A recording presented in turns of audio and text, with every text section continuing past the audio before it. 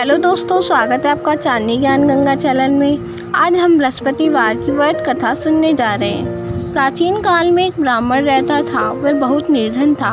उसकी कोई संतान नहीं थी। उसकी स्त्री बहुत मलिनता के साथ रहती थी। वह स्नान न करती, किसी देवता का पूजन न करती। इससे ब्राह्मण देवता बहुत दुखी थे। बेचारे बहुत कुछ कहते, किंतु उसका कुछ परिणाम ना निकलता। भगवान की कृपा से ब्राह्मण को स्त्री की कन्या रूपी रत्न पैदा हुआ। कन्या बड़ी होने पर प्रातः स्नान करके विष्णु भगवान का जाप व बृहस्पतिवार का व्रत करने लगी। अपने पूजन पाठ को समाप्त करके विद्यालय जाती तो अपनी मुट्ठी में जौ भर के ले जाती और पाठशाला के मार्ग में डालती जाती। तब ये जौ स्वर्ण के हो जाते। लौटते समय उनको बीन कर घर ले आती थी। एक दिन वह बालिका सूप में उस जौ को फटक रही थी कि उसके पिता ने देख लिया और कहा, हे बेटी, सोने के जौ के लिए सोने का सूप होना चाहिए। दूसरे दिन बृहस्पतिवार था। इस कन्या ने व्रत रखा और बृहस्पति देव से प्रार्थना करके कहा, मैंने आपकी पूजा सच्चे मन से की हो तो मेरे लिए सोने का सूप दे दो। बृहस्पति देव ने उसकी प्रार्थना स्वीकार कर ली। रोजाना की तरह वह कन्या जौ फैलाती हुई जाने लगी।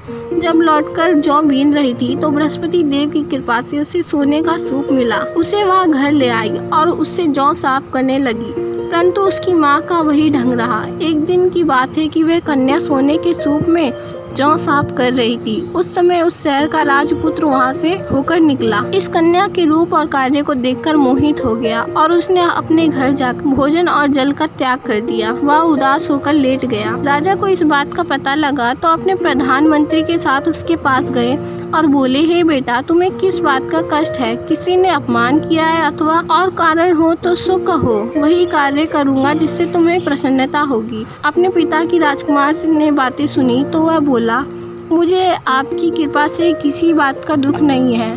किसी ने मेरा अपमान नहीं किया है, परंतु मैं उस लड़की से विवाह करना चाहता हूँ जो सोने के सूप में जौ साफ कर रही थी। यह सुनकर राजा आश्चर्य में पड़ गया और बोला, हे बेटा, इस तरह की कन्या का पता तुम ही लगाओ। मैं उसके साथ तेरा विवाह अवश्य ही करवा दूंगा। राजकुमार ने उस लड़की के घर का पता बतलाया। तब मंत्री उस लड़की के घर गए और ब्राह्मण देवता को सभी हाल बतलाया। ब्राह्मण देवता राजकुमार के साथ अपनी कन्या का विवाह करने के लिए तैयार हो गए तथा विधि विधान के अनुसार कन्या का विवाह राजकुमार के साथ हो गया। कन्या के घर से जाते ही पहले की बात ही उस ब्राह्मण देवता के घर में गरीबी का निवास हो गया। अब भोजन के लिए भी अन्न बड़ी मुश्किल से मिलता था। एक दिन दुखी होकर ब्राह्मण देवता अपनी पुत्री के पास गए। बेटी ने पिता की दुखी अवस्था को देखकर और अपनी माँ का हाल पूछा। तब ब्राह्मण ने सभी हाल कहा। कन्या ने बहुत सा धन देकर अपने पिता को विदा कर दिया।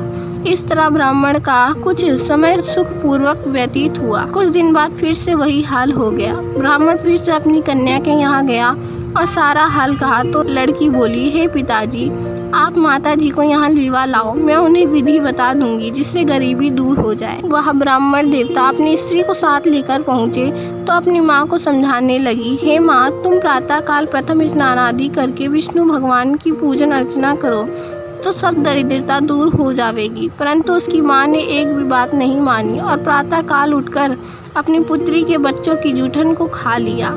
इससे उसकी पुत्री को भी बहुत गुस्सा आया और एक रात को कोठरी से सभी सामान निकाल दिया और अपनी माँ को उसमें बंद कर दिया। प्रातः काल उसे निकाला तथा स्नान आदि करा के पाठ करवाया तो उसकी माँ की बुद्धि ठीक हो गई और फिर प्रत्येक बृहस्पतिवार को व्रत करने लगी। इस व्रत के प्रभाव से उसके माँ बाप बहुत ही धनवान और पुत्रवान हो गए और बृहस्पति जी के प्रभाव से इस लोक के सुख भोग कर स्वर्ग को प्राप्त हुए। बोलो भगवान विष्णु की जय। अगर आपको ये कथा पसंद आई हो तो हमारे चैनल को सब्सक्राइब अवश्य करें और वीडियो को लाइक करना ना भूलें। धन्यवाद।